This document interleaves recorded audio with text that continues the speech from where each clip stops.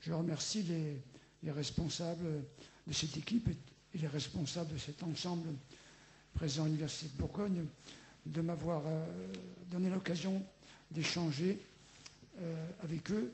C'est pour moi une opportunité, je dirais trop tardive, mais c'est de ma faute, sans doute, parce que d'abord je comprends beaucoup mieux ce que c'est que la directive professionnelle, et je considère que d'une certaine manière, tout ce qui a été dit, tout ce que j'ai pu commencer à lire, peut combler des manques dans ce que je peux moi-même ou notre environnement de recherche peut produire. Donc j'en suis très heureux de mieux connaître, ou découvrir les travaux de Pierre Pastré, Pierre Abardel, Gérard Vergniaud. Je n'ai pas connu Renan Samoussa, j'en suis désolé.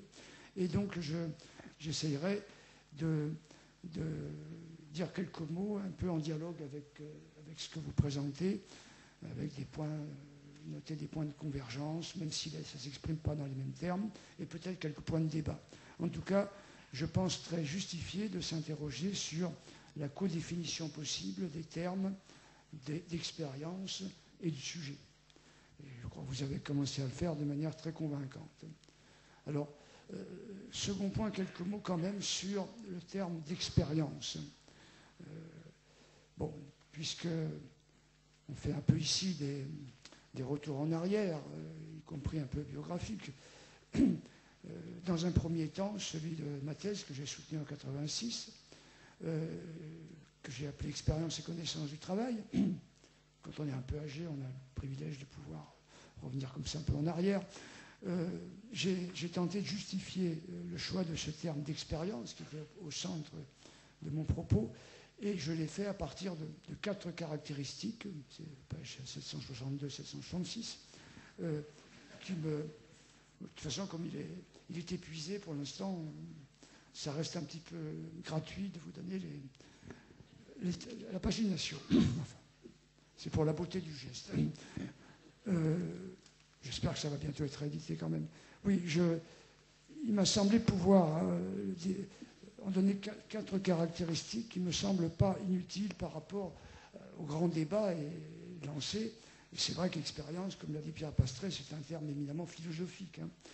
Donc, il me semble que il y a 4 caractéristiques que je vois dans l'usage du terme expérience. La première, c'est que l'expérience suppose un être pour qu'il y a, je dirais, sédimentation du temps, hiérarchisation des événements. C'est seulement en ce sens que l'expérience peut être formatrice, mais ça veut dire que ce débat vient d'être déjà largement ouvert, quels que soient les clivages, les divisions, la difficulté même de faire unité dans notre être, du moment qu'il y a expérience. De toute façon, on n'a pas le choix, la vie vous demande en permanence de choisir. Il y a donc toujours un centre, même s'il reste obscur, comme on vient de le dire. Donc, si les choix si la dimension historique structure ainsi les enjeux des individus singuliers, c'est que l'unité de ce que Kant appelait le sens interne des individus n'est pas un vain. Donc, s'il y a l'expérience, renvoie à un être qui reste sans doute obscur, mais qui fait expérience au-delà de toutes les difficultés, les clivages qui peuvent être en nous. La seconde caractéristique, c'est que de l'expérience, je dirais au sens un petit peu par l'analogie mathématique, personne ne peut maîtriser entièrement les conditions initiales. C'est-à-dire que finalement, c'est le lien avec cette obscurité, nous ne savons pas exactement qui fait expérience, qui nous sommes quand nous faisons expérience. Donc, toute expérience, notamment du travail, comporte un certain mystère. Aristote aurait parlé d'apeiron, d'indéfini, c'est-à-dire on ne sait pas où nous commençons, où nous finissons. Et donc on n'aura jamais fini d'essayer de comprendre ce qui se joue dans l'expérience. La troisième caractéristique, qui est, je dirais, plus positive par rapport à la précédente, c'est que comme on ne connaît pas l'intégralité des conditions initiales, d'ailleurs on ne sait pas quand on commence à faire expérience, ça vient d'être dit, puisqu'on peut avoir l'esprit escalier, on s'aperçoit après coup qu'on faisait expérience. Donc on ne peut pas savoir jusqu'où peuvent être poussées les potentialités de l'être qui font expérience. Donc de ce point de vue-là, c'est un c'est une manière de se prémunir contre toutes sortes de déterminations qui limiteraient a priori les possibilités de développement. On a parlé tout à l'heure de développement de l'aide qui expérimente, et ça, c'est très important, je dirais à la fois opérationnellement et politiquement. Et la quatrième caractéristique, qui est un peu liée à la précédente, c'est que, comme disait Ivar Rodon, redécouvrir l'expérience ouvrière, c'est un ouvrage qui nous a énormément apporté, je ne sais pas s'il en est de même de mes collègues ici, comme il dit, on peut mortifier ou exalter l'implicite de l'expérience du travail. C'est-à-dire que le poids transformateur en termes de développement de l'expérience, il reste toujours en suspens.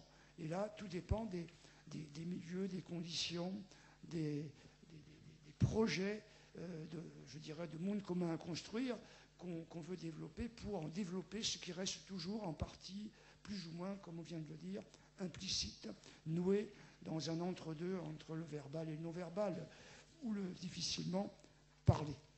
Voilà quatre caractéristiques, me semble-t-il, de ce concept d'expérience tel que nous l'avons tous manipulé. Et je pense que ça permet de faire deux distinctions importantes entre, d'une part, l'expérience et l'expérimentation. Et ce n'est pas inutile, parce que justement, dans une expérimentation type expérimentation scientifique, laboratoire, au contraire, on doit essayer, même si on n'y arrive jamais, c'est toujours asymptotique, on doit essayer de maîtriser toutes les conditions initiales du protocole que l'on tente. Sinon, on vous dira, telle et telle condition particulière du milieu introduisent un biais, vos résultats ne sont pas valables. Au contraire, l'expérience, elle ne peut pas faire ça. Et c'est toute la richesse probablement de notre humanité. C'est que comme on ne sait pas comment ça finit, l'idée d'un protocole, en l'occurrence, est impossible. Et la seconde idée qu'on peut tirer de ces quatre caractéristiques, c'est que je pense que ce qui nous intéresse, ce n'est pas l'expérience du travail, mais le travail comme expérience. Comme l'a dit Pierre Pastré tout à l'heure, il y a des gens qui peuvent traverser la vie sans apprendre beaucoup. Donc ce n'est pas le fait de rester dans un même lieu qui, forcément, il y a toujours un peu de ça, vous apprend quelque chose, vous fait expérience, mais il faut savoir ce qui, dans le travail, fait expérience, et je crois que ça rejoint à ce moment-là ce que j'appelle, moi, la question des débats de normes sur lequel je viens à l'instant. C'est parce qu'il faut trancher des débats de normes que le travail est un moment fondamental d'expérience. Alors, tout ça, je crois, va rejoindre beaucoup des propos de mes deux co-interlocuteurs et d'autres autour des différentes genèses et de l'apprentissage. Mais ce que je veux dire, c'est que cette idée du travail que j'ai défendue comme étant toujours à quelques degrés une expérience, me paraît trouver son vrai fondement anthropologique avec le concept d'activité qu'on a commencé à élaborer, disons, dans le champ qu'on appelle aujourd'hui ergologique depuis 25 ans. Alors là, il y a évidemment un petit peu un paradoxe, c'est que Pierre Pastré a dit tout à l'heure qu'il était venu de l'activité, de l'apprentissage, de l'expérience, de l'activité vers le concept d'expérience, et qu'en un sens, j'ai l'impression que j'ai refait un petit peu le sens inverse, la démarche inverse. Ce qui ne veut pas dire du tout que je considère que l'expérience disparaît derrière le concept d'activité, mais je pense qu'il faut le retravailler. Et de toute façon, je suis très heureux d'avoir eu cette occasion de retravailler ce concept d'expérience. Alors pourquoi se passer, disons, comme centre de gravité du concept d'expérience, qui a été donc le mien pendant pas mal d'années, à celui d'activité? Je pense que il m'a semblé pouvoir faire insister davantage sur cette dimension anthropologique fondamentale qui nous traverse et qui permet ensuite de donner sa vraie nature, je dirais, dramatique en quelque sorte, à ce qu'on appelle l'expérience. Je pense que c'est l'usage qu'on en fait, que vous connaissez bien, nos amis ergonomes, qui se disent ergonomes de l'activité, avec tout ce qui était déjà problématique à chaque moment de l'activité de travail, notamment dans ce qu'ils ont appelé d'abord la distinction du travail prescrit et du travail réel, qui introduit déjà un élément de contradiction dans la vie au travail. Et puis probablement aussi un retour en arrière, ça s'est fait en même temps, sur l'histoire même du concept d'activité. Le concept d'expérience a un passé philosophique très, très lourd, mais qui m'a paru se perdre un petit peu dans des choses un peu trop floues. Alors que le concept d'activité a aussi une histoire beaucoup plus compliquée et moins visible. Mais j'en dirais, j'ai essayé de la faire il y a quelque temps, mais de commencer à la faire. Mais je pense qu'un des éléments essentiels commence, si je puis dire, chez Kant, qui n'a pas été cité jusque-là, et qui parle d'activité dans l'essai d'articuler, de combiner deux éléments de notre être, qui sont totalement hétérogènes et donc en théorie non communicables, qui sont l'entendement et la sensibilité. Et là, il parle d'activité en allemand. Je pense que c'est très intéressant parce que ça nous renvoie, nous, quand on parle d'activité, à quelque chose qui est toujours, je crois, la formule est peut-être un peu abstraite, ce que j'appelle moi une synergie des éléments hétérogènes en nous, qui traversent l'ensemble de notre être.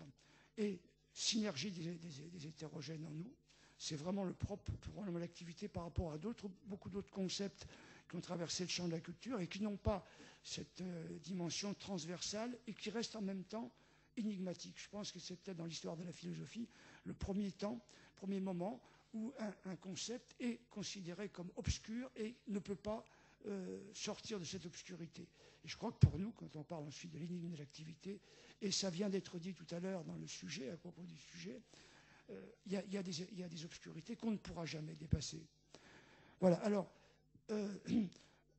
et je pense que dès qu'on est dans toutes les situations de vie humaine, et notamment dans le champ du travail, cette synergie des hétérogènes en nous, c'est-à-dire mise en commun d'éléments qui sont très très différents et dont on ne voit pas très bien comment ils peuvent travailler ensemble, synergie, est exigible, je crois, notamment dans le travail, en raison précisément de ce que vient de rappeler Pierre Abardel, c'est-à-dire de l'idée que impossible, invivable, c'est-à-dire que l'idée qui nous vient, donc, l'idée qu'il est impossible, à la fois impossible et invivable, d'être le strict exécutant de normes qui viennent de l'extérieur de nous.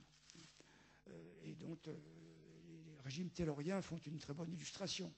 Alors, pourquoi ça? Bon, peut-être pas le temps de justifier ici, mais impossible, parce que le milieu dirait, les ergonomes, bien que l'expression ne vient pas d'eux, est toujours infidèle. Et invivable, je renvoie là à une très profonde philosophie qui traverse notamment Georges Canguilhem, qui est que vivre, du moins vivre en santé, ne peut jamais être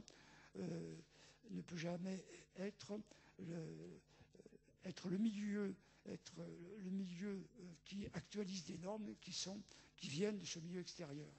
Un vivant, par contre, excusez-moi, ne peut pas être pure expression, croisement de normes qui viennent d'un milieu quel qu'il soit, et ici c'est un milieu de travail, et donc c'est invivable, ça veut dire que c'est la santé et même la vie qui est en question.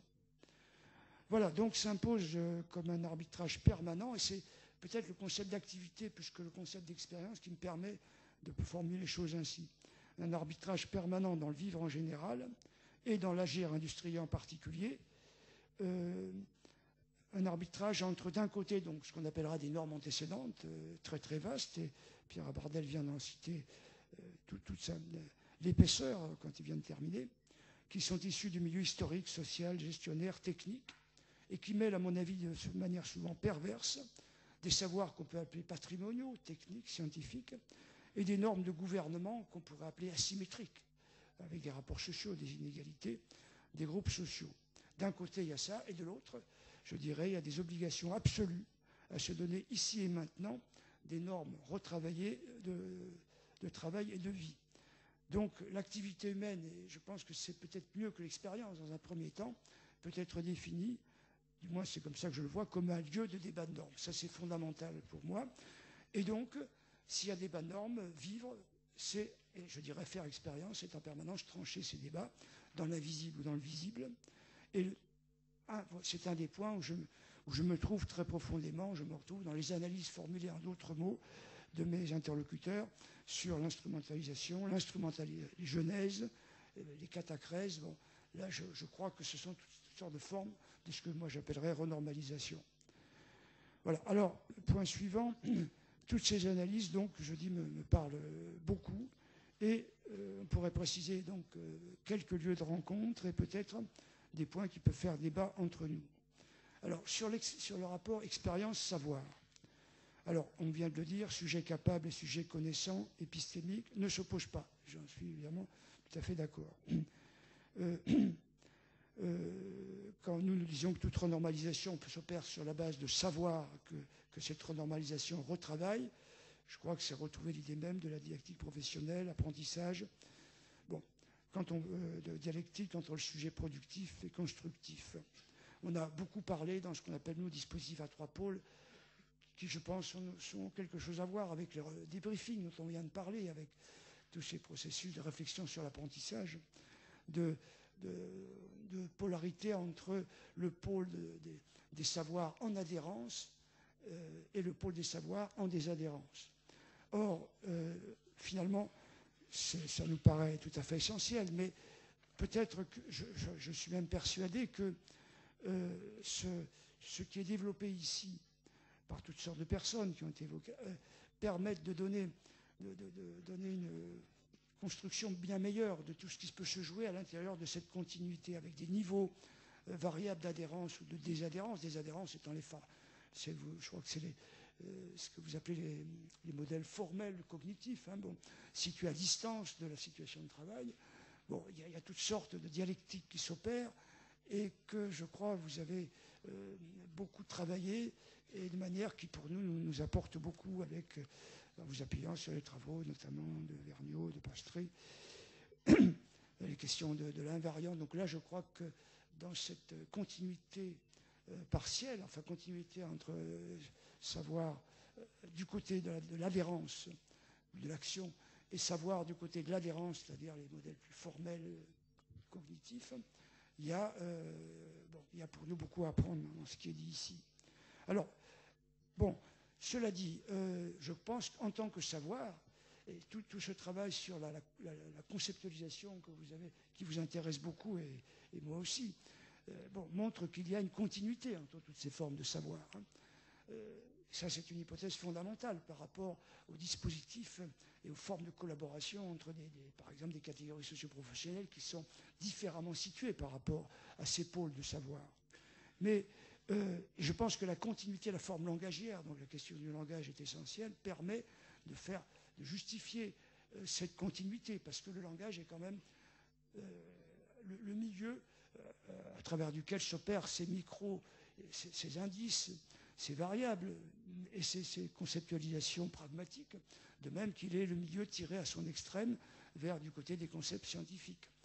Même si, je crois que ça a été dit encore, on ne peut pas pousser cette mise en langage totalement parce qu'il y a quelque chose qui reste obscur dans ce que j'ai appelé les mises synergiques hétérogènes, c'est-à-dire la dimension du corps, ce que j'appelle le corps-soi. Mais enfin, quand même, il y a quelque chose de relativement homogène qui passe par les divers jugeages possibles du langage tiré un peu à U et à dia, mais qui reste quand même le langage ou quelque chose comme concept à sens.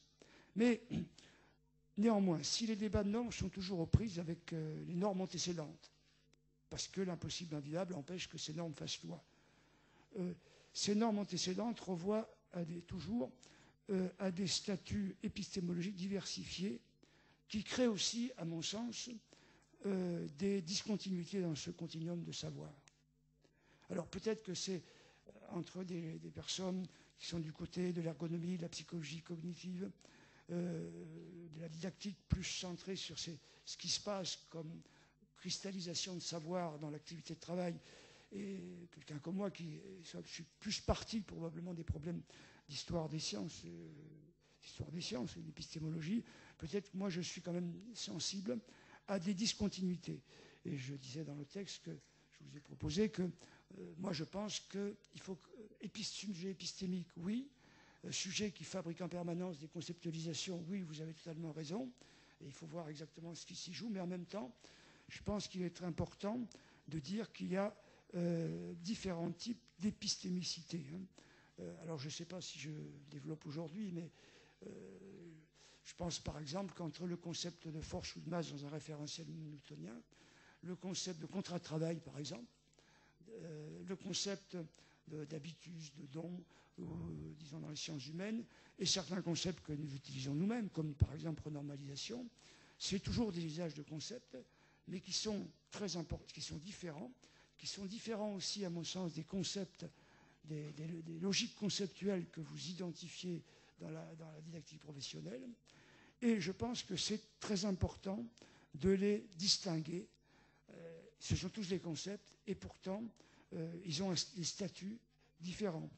Parce que, à mon avis, dans les normes antécédentes qui encadrent nos activités de travail, s'entrecroisent de façon brouillée et souvent à dessein ces différents types d'épistémicité. Et il y a des usurpations de statut entre ces 4 types de concepts.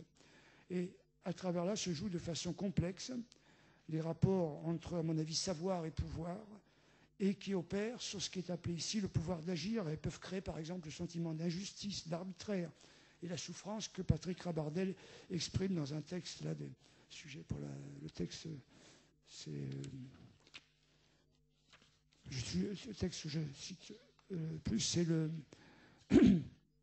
le modèle du sujet pour la conception, où Patrick Rabardel explique la souffrance de De Marcy dans l'établi. Vous devez bien connaître ce texte célèbre.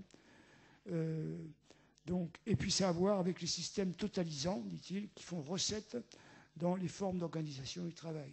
Donc, ce que je veux dire par là, c'est que dans les normes antécédentes, il y a des confusions entre ces différents types d'épistémicité, et ça crée, c'est à mon avis un des problèmes majeurs dans la gestion et le gouvernement du travail, donc dans tout ce qui va se passer autour de l'expérience et du sujet. Alors, après, bon, quel sujet pour cette redéfinition de l'expérience ou de l'activité? Alors, moi, la question me paraît très pertinente, et je pense qu'il y a quelque chose qui restera obscur, et je souhaite continuer à y travailler. Je pense qu'avec mon ami Louis Durive, qui doit être là, qui va intervenir dans les ateliers. Alors, comment dire très, très brièvement, le problème, et qui, je crois, vient d'être évoqué de façon très claire. D'une part, quand nous parlons de renormalisation, ça doit s'opérer toujours dans le ici et le maintenant. Et donc, il y a donc une temporalité du faire expérience qui est toujours astreinte, parce qu'on vit toujours dans le ici et maintenant. Bon. Et puis, d'un autre côté, dans la mesure où l'activité est toujours un débat de normes, notamment avec des normes antécédentes, qui, elles, se déploient dans une autre temporalité, quels que soient les types de normes, et elles se réfèrent à des valeurs, ces normes antécédentes, qui font tenir debout ces normes antécédentes, mais qui ne relèvent pas de l'ici et du maintenant. Et de même, les renormalisations que nous faisons tous individuellement et collectivement se réfèrent à des normes propres, elles-mêmes liées à nos choix de valeurs, qui ne relèvent pas d'une vie dans l'instant. Donc, il y a une dualité de temporalité dans notre expérience, ou dans ce sujet qui fait expérience, qui ne sont pas faciles à articuler. Supprimer la renormalisation qui a toujours une dimension, elles s'enchassent, nos renormalisations, mais elles ont toujours une temporalité relativement courte, comme du côté de l'instant, comme auraient dit certains philosophes.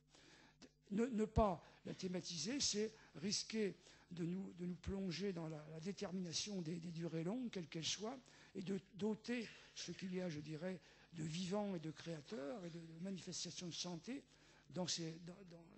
que nous manifestons à tous les moments de notre vie. Mais en même temps, comme on l'a bien dit, pour trancher ces débats, nous sommes en proie à des temporalités beaucoup plus longues, y compris la nôtre.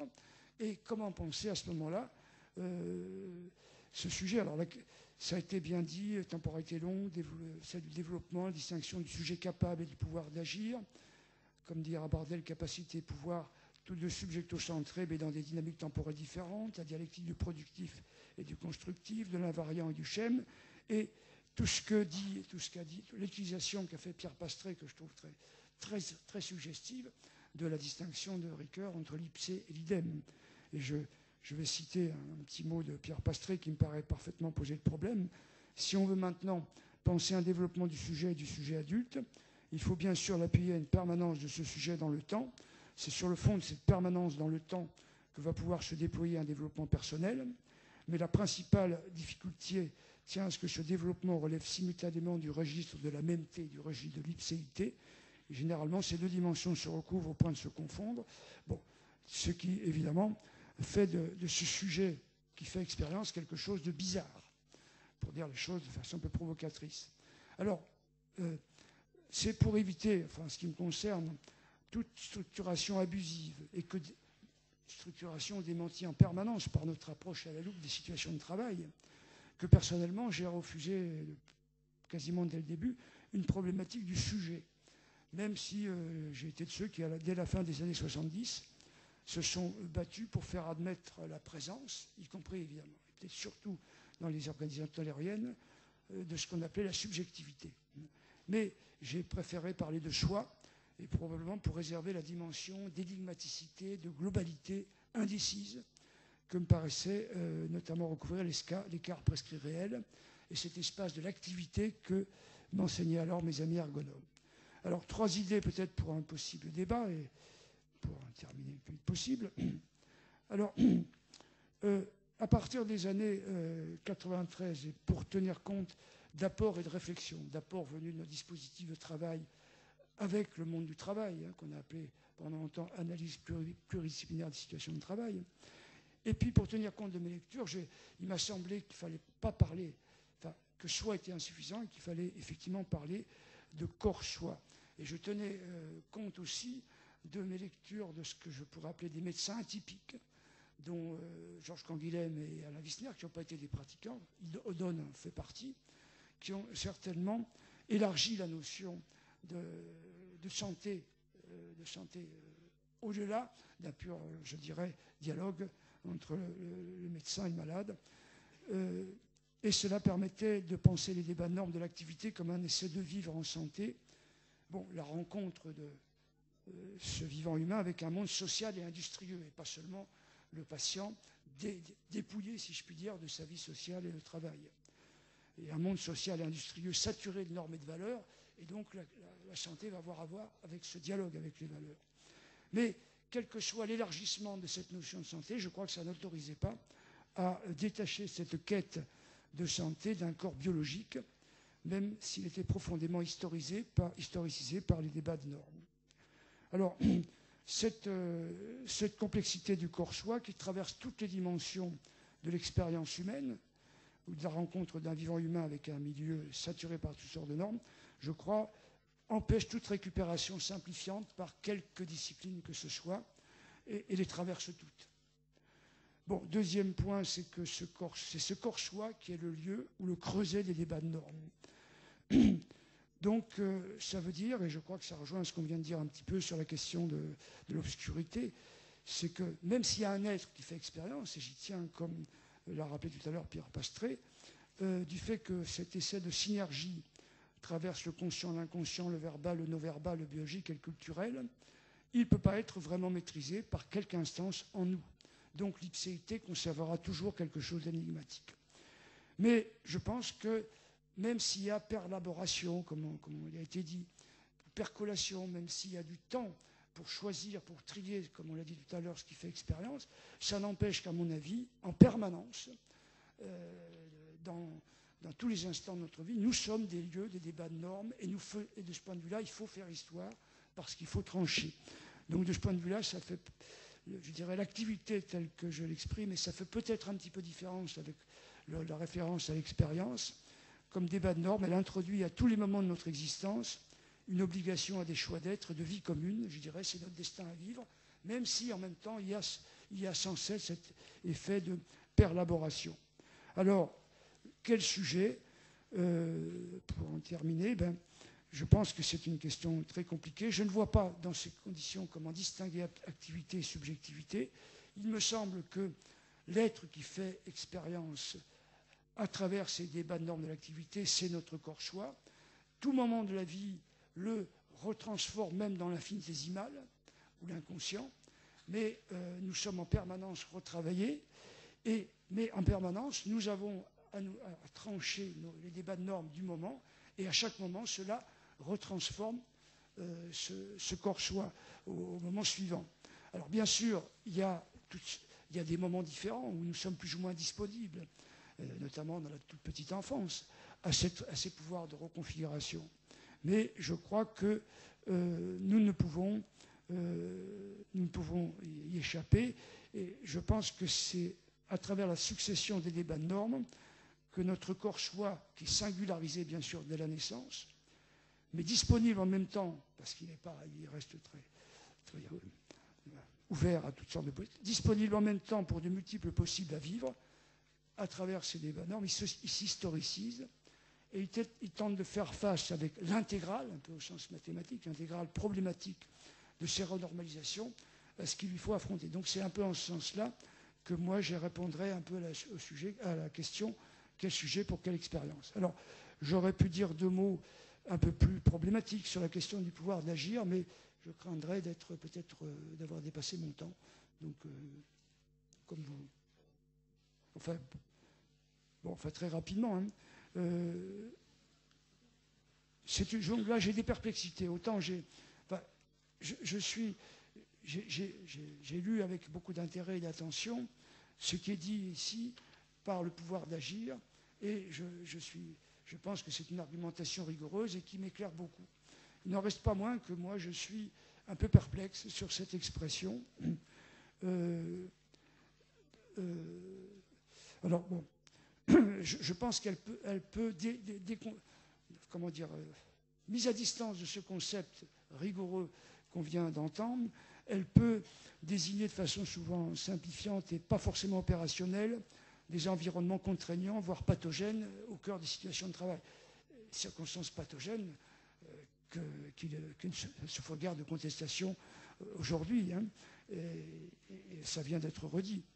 Mais je me demande s'il n'y a pas une tendance à dire diminution du pouvoir d'agir pour faire un peu une échappatoire à la complexité de la chose. Hein. Rabardel explique très bien que le pouvoir d'agir est l'essai d'actualiser, ça vient d'être dit, dans un moment toujours particulier, les potentialités du sujet qui sont construites dans la longue durée, la capacité. Mais cela veut bien dire dans mon propre langage que si c'est actualisé dans un moment particulier, ça veut dire que nous sommes toujours renvoyés à une modalité locale et qui est toujours partiellement inanticipable du débat de normes. Donc la question du pouvoir d'agir se repose alors, dans nos termes, en comment, avec ce que nous sommes devenus, ici peut-être la capacité, dans un environnement collectif toujours partiellement resingularisé, puis-je traiter le débat de normes ? Comment est-il traitable pour moi et à quel coût ? Quelle distance acceptable ou invivable entre mes horizons de renormalisation et les caractéristiques des normes sociales, gestionnaires, organisationnelles, stratégiques, qui prétendent anticiper mon usage de moi-même. Je pense que Rabardel vient un peu terminer en ce sens-là. Et quand justement il dit à propos de la souffrance de De Marcy, toujours l'établi de mon condisciple Robert Linard, la négation, dit-il, de cette dimension créative de son identité de sujet, ce que nous appellerions cette dimension créative de son idée de sujet, donc ce que nous appellerons, nous, son espace possible de renormalisation, est le signe que, quelque part, dit-il, les règles du jeu, les normes sociales qui gouvernent le travail ont changé ou sont en train de changer. Ça veut bien dire qu'à chaque fois est reposé, à chaque moment, un espace d'arbitrage, et d'arbitrage qui n'est jamais évident, précisément parce qu'il doit s'affronter à un ensemble de normes sociales, en mix de techniques, de règles, de conventions, de lois, de statuts, aux statuts les plus divers, justement avec ces usurpations dont j'ai parlé, et les plus divers, les plus propres à embrouiller l'évaluation critique. Comme dit Rabardel, la souffrance de De Marcy tient alors au doute sur lui-même. Donc il y a du doute dans la nécessité d'agir, qui en résulte et qui peut s'étendre bien au-delà du champ du travail. Donc, il me semble que déconnecté de ce champ conceptuel, le pouvoir d'agir peut laisser supposer que ce pouvoir est déjà virtuellement présent à la conscience du protagoniste, déjà préconstitué, et que les choix du bien agir sont déjà clairs et évidents, et que sont identifiés les obstacles et les personnes qui empêchent le passage de la puissance à l'acte. Ça peut arriver, et tendanciellement, ça a toujours un degré de vérité. Mais je dirais, c'est ça qui me gêne un peu dans sa pureté, son indétermination séparée de ses justifications ici. l'expression peut laisser entendre que finalement, tout débat de normes a disparu, que la bonne voie est toute tracée. C'est ça mon problème, c'est que pouvoir d'agir, oui, mais agir toujours dans un débat de normes à trancher et qui n'est jamais simple. Et je pense que l'agir émancipé, parce que c'est bien de ça dont il s'agit, hein, dans les situations qu'on connaît, c'est bien ça le problème. Comme si l'agir émancipé n'était pas d'abord la capacité partiellement restituée à l'être humain de s'affronter à la question qu'est-ce que et comment faire autrement. C'est pas, je ne peux pas m'empêcher de faire, c'est est-ce que oui ou non j'ai la capacité de m'affronter à cette question dans un milieu qui le permet, qu'est-ce que et comment faire autrement, dans un univers donc qui le rend possible, qui est plein de réserves alternatives, parce que tout ce que j'appelle renormalisation et tout ce que vous appelez les genèses instrumentales, conceptuelles, identitaires, ce sont des réserves alternatives pour faire autrement. Mais il faut les rendre cohérentes, ces réserves alternatives, et ça ne va pas de soi, dans un monde commun qui n'est jamais dans l'instant clairement lisible.